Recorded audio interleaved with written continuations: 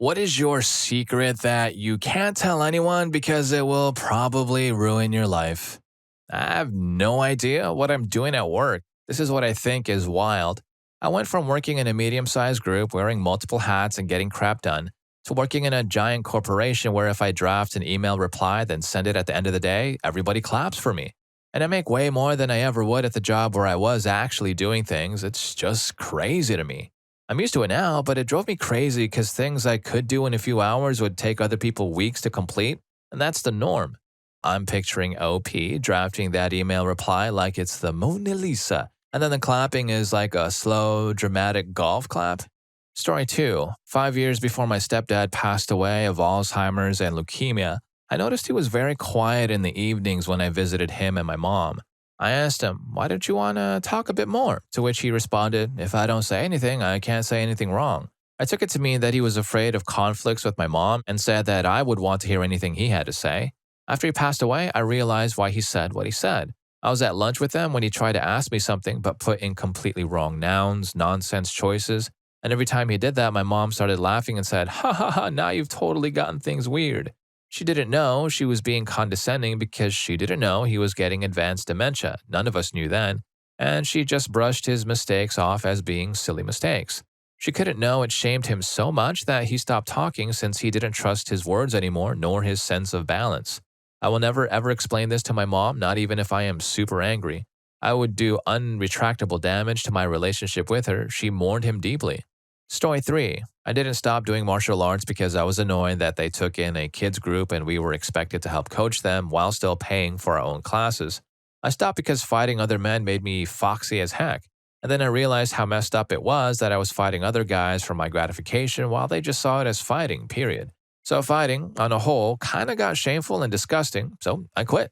Story 4. I was once at a party for my nephew's birthday and really had to go. I noticed they had a basement bathroom, so while cake was being served, I dropped a deuce that could peel paint. I was able to sneak in and out without anyone noticing. Fast forward to after the party, and my sister-in-law and brother-in-law were complaining about 2 other family members clogging the upstairs bathroom and sticking up the basement. They complained that the smell lasted for days after that, and it had to be professionally cleaned. To this day, they blame the other people to the point that they get angry discussing the topic. Story 5. I'm 40 and my parents have no idea that I never actually graduated college.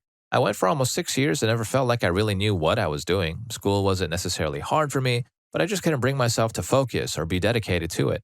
My parents were super obsessed with the idea that everyone needs a degree to get any decent job, so there was a ton of pressure and dropping out wasn't an option. So I quote-unquote graduated in a winter semester and decided not to walk the stage since the December ceremony was always pretty small, and I knew they wouldn't think that was weird. This happened to be during the recession in the 2000s, so I had an excuse for not finding a conventionally professional job right after that. Now, I actually have a really good job with a company that focuses on hiring people based on experience, skill, and personality. So it turns out I didn't even need that degree, but I will never tell my parents the truth. Story 6. My childhood friend has 2 siblings that he doesn't know exist. They're twins, around 2 years old now. I promised to keep it a secret. My dad and his dad are close friends. My dad is quite the gossip and spilled every last detail to me. Apparently, their father, handsome, tall, a sports prodigy, slept with a doctor who lied about being on birth control so that she could give birth to his children, who she claimed had superior genetics. She was his former doctor who pulled up his private records in order to score a date with him as she had all his contact info at hand. Never wanted child support or even a father in her kids' lives, just an involuntary donor. Very weird. Story 7. I left my job at an electronics manufacturing company in 2002, but they continued paying me my full salary, including all incremental raises and annual bonus until they offered me a very generous redundancy package. In 2022, due to, quote, departmental restructuring, including an £85,000 lump sum contribution to my pension fund, I even got the quarterly magazine and annual Christmas card sent to me. In March of this year, 2023, I got an invite to the 75th anniversary of the company, went along, had a great time at the free bar, and nobody realized I hadn't worked there for over 20 years. You gotta love a good administrative error, man. Story 8. I caught a guy mistreating a girl yelling for help in a tent at a very loud bush party in my university days. I was intoxicated myself and I ended up blacking out with rage and harming him that he was put in a coma for a couple of days. I never saw any consequences other than probably a broken knuckle. Nobody witnessed anything and I got off scot-free. The girl in the tent definitely wasn't going to say anything. From his Facebook, it looks like he is a happy and healthy father of 2 now. He doesn't know who I am. but I very nearly went full caveman with a rock on someone that night. Story 9. While fixated to substances, I accidentally got caught up working for a gang in my hometown. They were just having me smurf and collect money for them, but by the time I realized what they were all about, they weren't about to let me just stop working. So I kept doing it until I was able to leave my hometown and make it out to Tampa. The things I got involved in while working with them could put me in prison for 20 years. Most of my family think I lived a pretty normal life back then, but they have no idea how easy it is to get involved with big-name dealers in a town with such a high cartel presence. Story 10. I secretly hate the super popular friend in my friend group as they are one-uppers. They are annoying, super intrusive, and not lying. They are rich and do everything. They have a one-upper story, and you know they are telling the truth. Oh yeah, that's awesome. Reminds me of when I went skydiving without a parachute. My partner jumped after me, clipped onto me, and pulled his chute. It was the most exhilarating experience. Let me have this, Randall. Story 11. About 11 years ago, I contacted my estranged father. We had become estranged due to the fact he mistreated my older sister when we were children. We sent some emails back and forth, and I lied that I was doing a college degree and that I needed help with tuition and costs. He must have sent me about £50,000 in 3 years. He found out it was a lie as he emailed the uni I said I went to, asking for a receipt for tax purposes, and I blocked him and never spoke to him again. That £50,000 was spread between me, my siblings, and my mom when we were in financial difficulties, and I played it off as winning big in an online casino. I don't feel an ounce of guilt, but I'm not sure if my family would understand what I did. The man didn't pay any child support when he and my mother divorced about 12 years before this, so I feel justified in scamming him. My wife knows and she's agreed to keep my secret. Story 12. I'm a nurse. I take care of people for a living. In real life, I can't even take care of myself. My house is literally falling apart because I was super depressed and let the little things turn into big things. My only hope is that the whole thing just collapses or something. I've tried to end it all 15 times. I'm fine now. It's been years since I felt that way, but I'm pretty sure the board of nursing looks down on that many attempts. I'm broke. I make good money now, but before I was a nurse, I lived well below the poverty line. I still have debt up to my name that I'm trying to dig myself out from under. I wish bad things would happen to my ex. I love my life now, but he ruined it for a long time. The ways he hurt me and my family left their marks forever. I'm very funny and outgoing at work. My patients love me, but I'd rather sit silently at home. So nothing too crazy, but maybe enough to lose my livelihood, thus ruining my life. Story 13. In high school, I stole the MP3 player of a classmate, went into the locker room during PE and snatched it. I didn't steal it because I wanted it or to sell it. I just did it because she was an awful, judgmental queen bee, and I wanted to get back at her. People saw me with it in their hands, so the next day I was called into the principal's office, steadfastly and self-assuredly denied everything. They looked at my bag, then called my parents, who searched my entire room for the stolen MP3 player. They never found it, so I was let go. Still got into a fight with the girl later, though, as she knew it was me. To this day, I've never admitted it to anyone, ever. I was that petty. I still don't feel regret even though I'm usually empathetic to a fault. She was that awful to others. I recognize it was wrong though, definitely. In any case, the MP3 player was buried in my garden as soon as I got home, and this garden is currently a mega store parking lot. It's the silliest thing. Don't know why I never admitted to it. The real victim here is future archaeologists who are going to be very confused by this ancient technology in a parking lot dig. Story 14. My interactions with people are almost 90% scripted just to fit in certain situations. I just picked up habits and routines of the people around me that I've noticed that work to be successful in human interaction. I don't care about anything and barely about anyone else. I enjoy company, but I don't need it. I do have friends and family around me, but I don't have a need for them in particular. Might be an undiagnosed psycho or something, but I do feel certain feelings. I wouldn't get good jobs or would not have friends if I acted my natural self. Probably would have been disowned by the family. Story 15. I don't give my best at work because I don't care anymore. I used to give them 100% and nobody noticed and only focus on the small mistakes I made. Now I give 40 to 50% and my manager keeps bugging me about why my performance has dropped compared to before. I simply don't care. The salary is fine compared to the country standard, but in this field of work is on the lower end of the chart. I don't care. I'm overworked and underpaid by industry standards, not countrywide standards. Story 16. I won the lotto a few years ago, $6 million, and I haven't told anyone. I've been secretly putting a lot into savings, mutual funds, property investments, and low-risk stocks as a way to generate passive income. At the moment, my income per month is at a modest $6,000. I split that $6K with half going to savings and mutual funds while the other goes to paying for property investments. I will tell them when I finally have at least $10K per month in passive income, to which I will then split it evenly $2K each per month for the rest of their lives. Bonus 24K per year for life is very generous. This is enough for each member to go on a vacation each year, save up for college, put down a nice deposit, pay off bills, etc. I believe in long term goals and not instant gratification when it comes to building wealth. Story 17. I don't necessarily want to be here. I don't want to end it all, too final, and honestly, it's terrifying. But if there was a way to sort of opt out, I'd definitely take it. I don't want to eat, don't really care about the stuff I'm supposed to care about. For example, look, do you see that sunset? I do. What about it? The only things really keeping me afloat are cheap dopamine hits like this site and other cheap thrills like getting spiked or playing my favorite video game. I outwardly tell my fiance that I'd like to find a new job, but the truth is that I will never enjoy working, and it's just a means to an end. I see through it for what it is, an imaginary structure that ultimately does no good for anybody except the people it makes money for, and I realize that it's going to be that way for the rest of my career regardless of position. I suppose that parenthood could be a joy for me, but I can't be someone's dad without fixing the crap that's inside. Story 18. Working in Spain on a restaurant bar on the beach, there was a regular that kind of looked like someone who theoretically passed away. So I can't confirm anything, and I'm sure as heck I was not going to ask him, but one afternoon I'm serving, and this guy is sitting close to me. One of the other servers was heading out, and I called him, raising my voice, and this guy, the cartel boss, turned around. I pretended not noticing and called the other server again and started walking towards the door because, just out of chance, the server's name was the same name the cartel boss had originally. Some 10 minutes later, the guy paid and left and never returned. How sure am I that it was the cartel boss who passed away? I say 90%, but I wasn't going to take that chance telling anyone. I mean, this guy had a journalist terminated because they just took a picture of him. Story 19.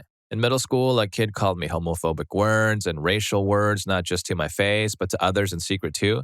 I did ask him to stop, but to no avail. He could outrun me, so I chased him down to a place hard to escape from at the back of the school, and I fought him. I was sick of him tormenting me. The fight got pretty intense.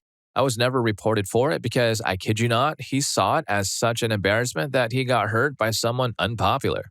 Story 20. I committed a pretty weird crime when I was 13, misdemeanor, but very socially damning. It got out eventually and caused everyone in my high school to hate me. I lost all my friends and became a shut-in for my entire life because of it.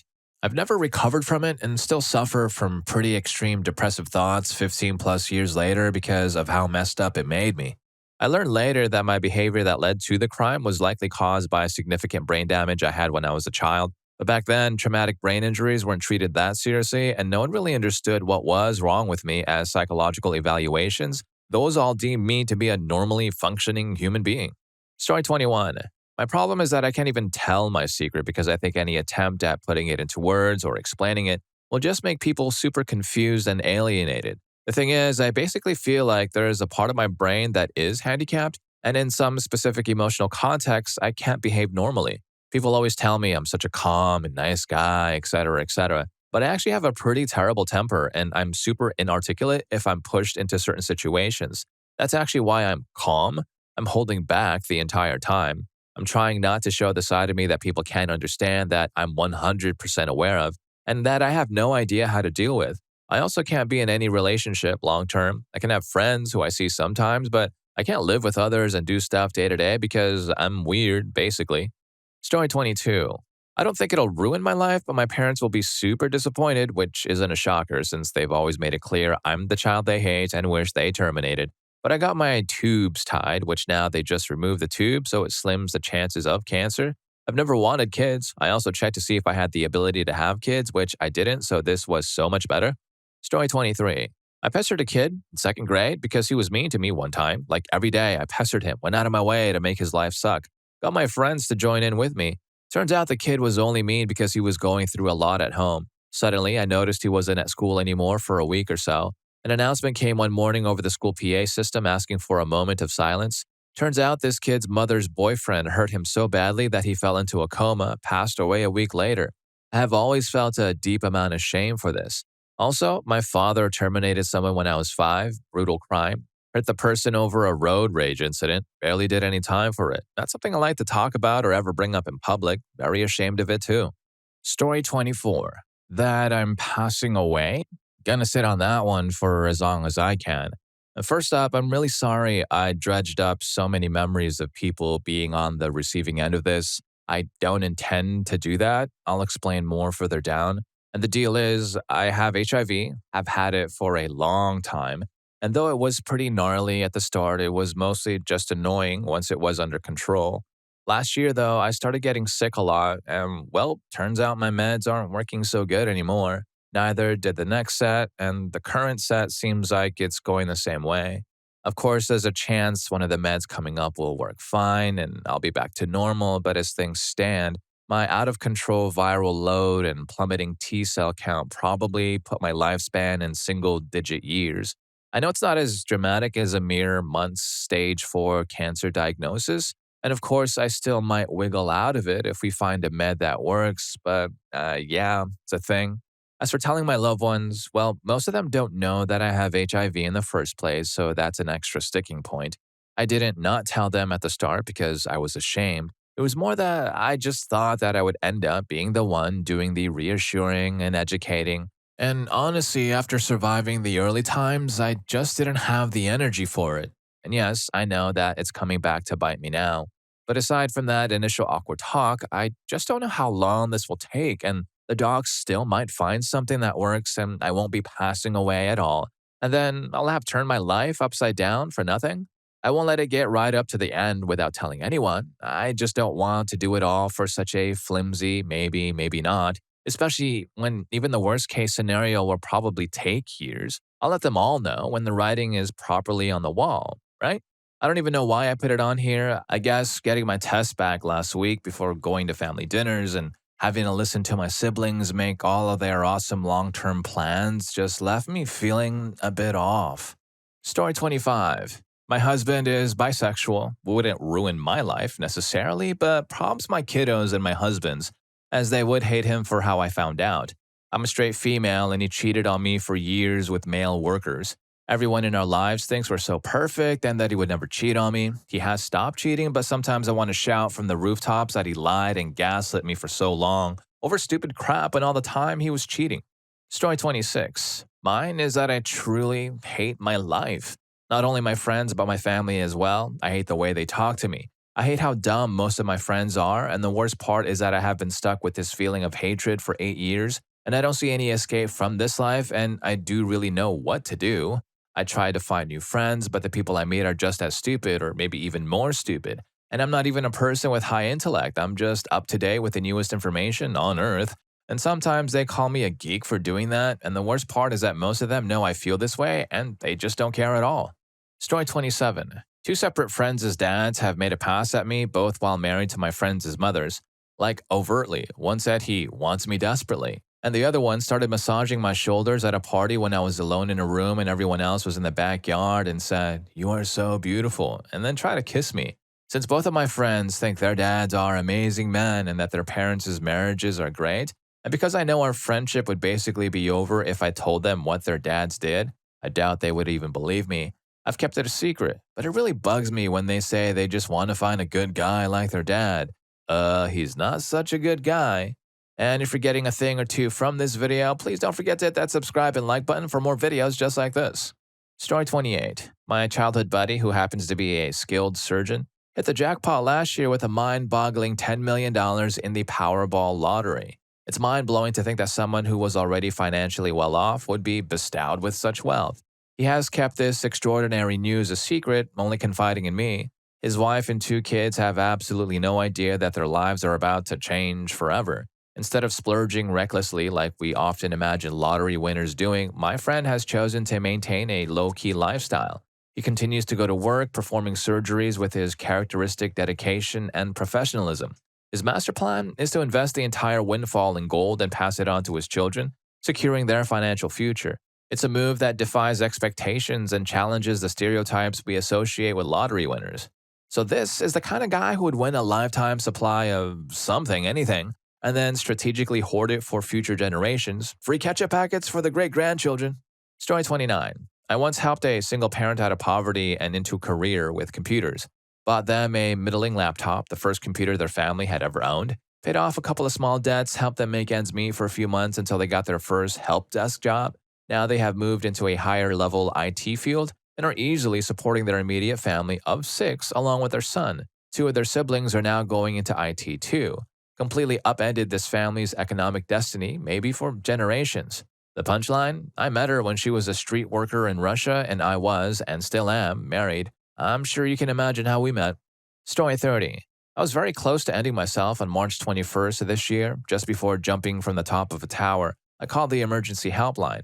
I never told this to anyone other than the person on the emergency prevention helpline, because people do not understand my problems. They don't look like problems to the rest of the world. And I'm not going to claim that my life has improved since then. It actually got even worse. The reason I wanted to pass away turned out to be a lot worse than I thought it was, but I also found out that in my heavily imperfect life, there are small pockets of friendship, success, and peace that are worth living for. Story 31. My secret: I once spent 12 days in a mental hospital because I was thinking about ending it all. I wasn't really crazy, mostly just suffering from massive stress and insomnia. I voluntarily checked in, but then couldn't leave for a while. The secret is that I enjoyed it. I've seldom laughed so hard or had such interesting conversations. Also, saw some awful stuff. It was weird and surreal, sleeping a lot, lining up to get medicine, a very strange roommate who scared me a little, lining up to go to dinner, terrible food, having very uncomfortable conversations on visitor day. Nothing else to worry about except when to go to a group, not having to really behave or worry that I was acting properly. Sometimes I think about checking back in for a little vacation. Story 32. Not exactly life ruining for me, but in high school, a girl that I liked asked me that if her mom ever came asking, I should say a gold chain that her mom found was from me. Turns out one day she was walking home from tennis practice and then her best friend's dad drove by her and offered a ride. Since her and her best friend had grown up together and this man was basically like a father to her since elementary school, she got in and they drove home. But apparently the dad had been attracted to this girl and since she was a teen, wanted to make his move to be more than just a father figure. He gave her a golden necklace as a present, all wrapped up and by her account probably worth a few $100s. The girl did not want to take the chain, but the dad would not take no for an answer, so she took it off and left in a hurry. But the thing is, he was still married to the best friend's mom, and she certainly couldn't tell her best friend, who would almost certainly disown her dad. My crush was planning to get rid of the chain as soon as possible, but her mom is very nosy and apparently found this golden chain in the girl's backpack and then demanded to know where the girl got it from. On impulse, she said she got it from me. After hearing the details, I was horrified and agreed to both keep the secret and say that I would give her the chain if the mom ever came to ask me. The mom never did confront me or anything, but since then, me and her have never spoken about this and will probably take the specifics of whose dad it was to our graves or risk destroying a whole family. Story 33. I barely love my kids. I love them in a way that I love and want the best for all humans, but the behavioral issues, no matter what I try, the neediness, the overwhelming fighting amongst themselves, I wish I could give them to their bio dad whose girlfriend desperately wants kids, but I know what that will do to their psyche and how bad it will mess up my daughter with her dad's blatant, unsubtle favoritism towards my son. I want to go back in time and erase the decision to keep them. No one would have known. I was 18 and had so much potential. Now I'm nothing but a mom and not a very good one. Story 34. I assume I'd get canceled for it, but I find that children participating in pride stuff is weird, disturbing, and wrong. They look like props being used by adults with an agenda rather than kids having fun. I support the LGBT community personally. I assume the adults have the wherewithal to understand what they're doing and how they want to live their lives, and I feel that being honest with yourself is important. I feel terrible about the folks that are disowned, ostracized, or believe ending it all is a viable end to suffering, especially in the LGBT community, but really anyone that feels that stuff. Kids accepting others is great, I just disagree with using them as part of an agenda. Story 35. Not life-ruining anymore, but would have been before I turned my life around. And absolutely before the statute of limitations was up. And while my friends and family don't know this specifically, they all know I was doing gangster crap at a very young age. And when my clients know about my past, but I'm going to share my story anyway. People I know have done 30 plus years in prison to protect me from going to prison or even catching charges. I was homeless from 12 to 17 years old and I sold grass to survive. But we kept getting robbed and jumped, and to protect myself, I eventually got involved with what would have been a gang in a larger city. I stuck to the dealing, but the people around me were real gangsters from real cities doing real gangster crap. The 30 years 2 of them did was for a crime I literally wasn't involved in any way, but the information the police had guaranteed I would have gotten locked up also. And I was a literal child, so my 2 close friends who actually committed the crime took plea bargains they shouldn't have to say it was only them 2 there and no one else, and got 10 and 20 years. and did every single day thanks to mandatory minimums. There was a crime I was absolutely involved in, but we were literally saving women we knew who were being held captive. So we saved them, but stuff went bad, and two separate, unrelated to the first two friends did almost 10 years collectively, also never said my name. Nobody was terminated. The statute of limitations is up on the charges. It was when I was a minor, and the two women were unharmed thanks to our quick response and willingness to do what needed to be done to save them, including kicking in doors and extreme violence. They were traumatized but physically unhurt.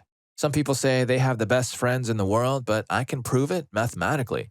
Story 36. It won't ruin my life, but I stay quiet to protect my brother. My brother knows our parents mistreated me, but he doesn't know how far they went. He wasn't around when our dad mistreated me, called me names, or told me to end it all. He wasn't around when our mom slapped me and hurt me. I cut off our parents a long time ago and was adopted. But my brother wasn't so lucky. I know what it's like to be without a family and don't want to ruin what shambles of one exist for him.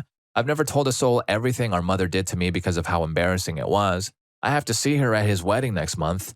Story 37. It wouldn't ruin my life, but it would forever change how a friend might see her dad. Our neighbor when I was a child was my mother's best friend, Lynn. Her daughter, Stacy, was my best friend, and we grew up together. They were the perfect neighbors, and our family did everything with their family. Camping, scouting, just did life together in every way.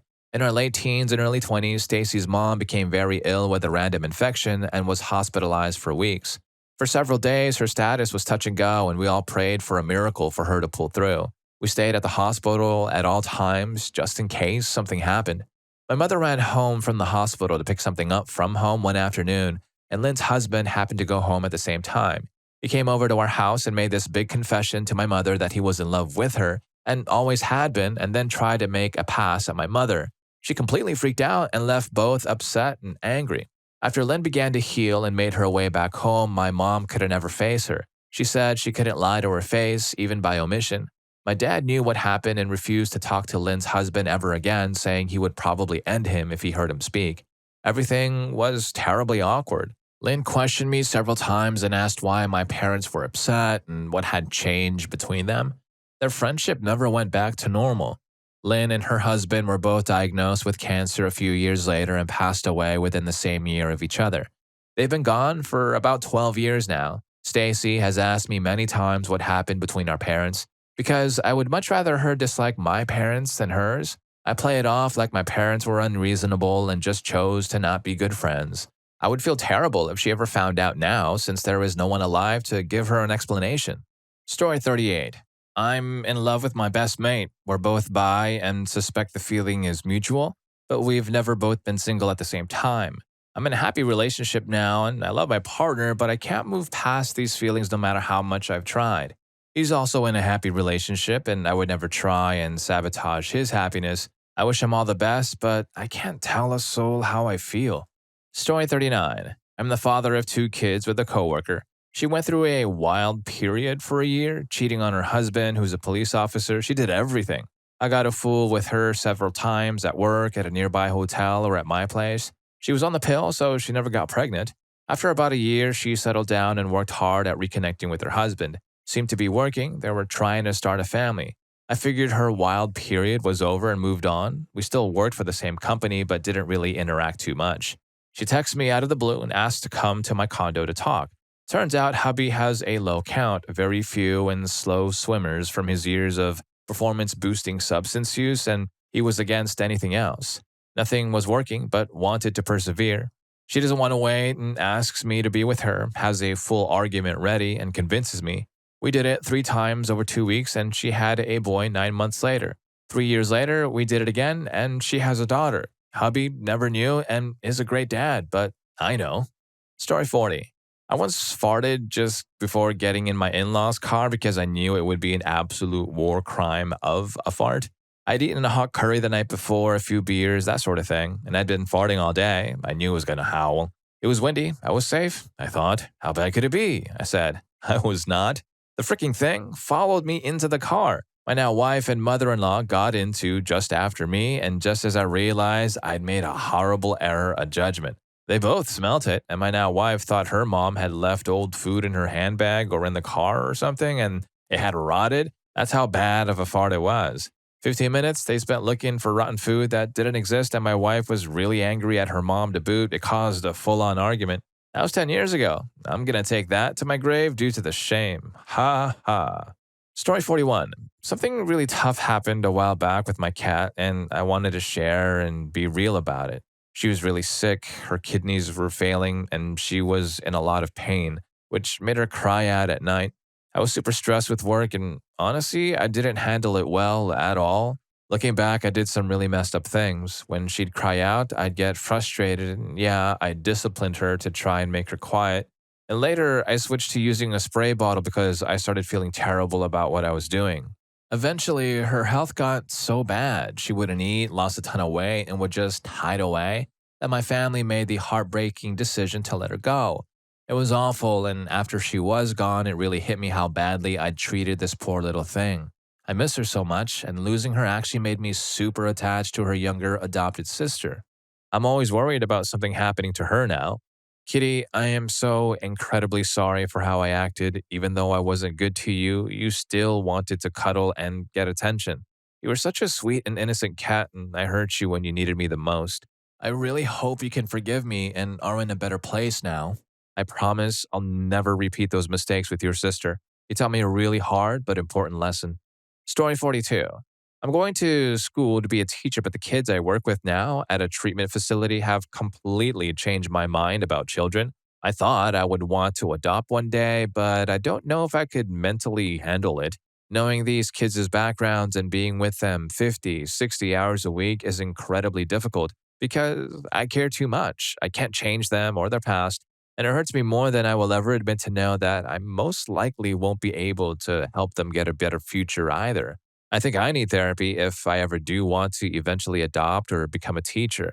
Lately, I've been fantasizing about the possibility of becoming a writer or just living off of my art, but unfortunately, that doesn't pay the bills right now. I haven't told anyone around me I feel this way, and it feels like a weight off my chest to admit it. Also, I am bisexual, damn it. I'm not gay or straight. Happy Pride Month, y'all. Stay safe. Story 43. I'm the youngest. My brother is 6 years old, and there was one middle brother who passed away from SIDS. I don't know if there's anything to this, but the idea that the mother runs out of testosterone seems to apply.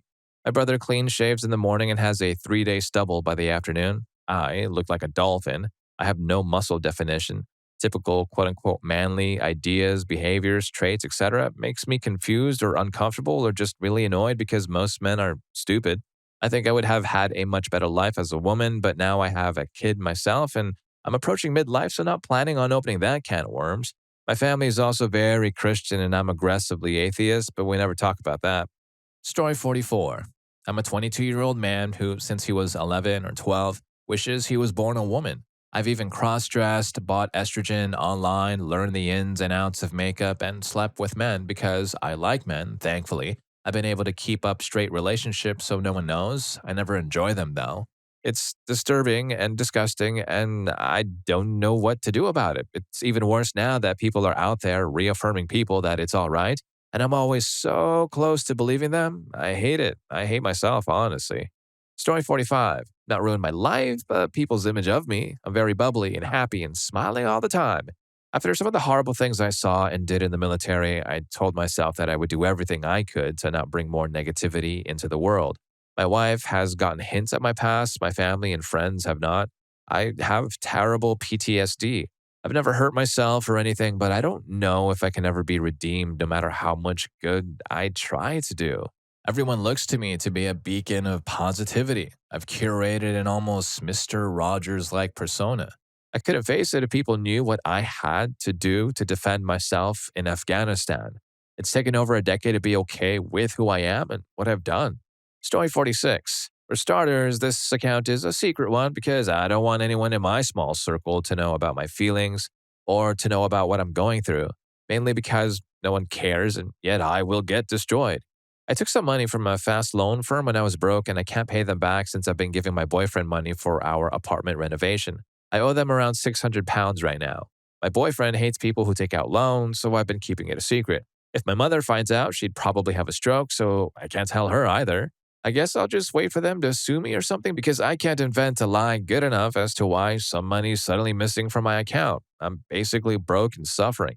Another secret is that I broke into my boyfriend's phone and found a message from a year ago where he tells his friend he's still in love with a former friend of his who was married and has kids now and doesn't even want to talk to him, and that he misses her because she was just his type: hot, crazy, and fun. He told me that he doesn't want hot and crazy because those women are trouble and that he adores me because I'm nerdy. I guess my suspicions were true. He just settled for me because I just look good in front of his parents, but he is still limerent over his friend. Guess I deserve all this crap, though. I haven't been hiding the whole person I still think about and wish I were with instead of my current partner. Story 47. Honestly, things haven't exactly gone the way I pictured my life turning out. I've struggled with some stuff, substance use. It's also meant I haven't been able to be there for my kids in a long time. It's been over 7 years. There was a really tough decision I made with one of my sons, hoping it would give my other child and me a better shot, but things didn't pan out like I hoped. I've been able to see one of my sons over the years, and we actually have a good thing going, even if I'm not really in a mom role in the traditional sense. On top of all that, I haven't exactly lived a private life, and a lot of people probably have a certain image of me. It's even led to my family kind of distancing themselves, and my partner is also dealing with his own struggles. Lately, all I can think about is just packing up and moving somewhere completely new. I'm really craving a fresh start, a chance to get clean and maybe, just maybe, build some kind of normal life and even a family down the road. But honestly, I'm also terrified that if I try to do that, I'll just mess things up even worse. It's a scary thought. And if any of these stories gave you a good lesson or two, here's more for you. YouTube thinks you're going to love this. I'll catch you in that video. Thanks for watching.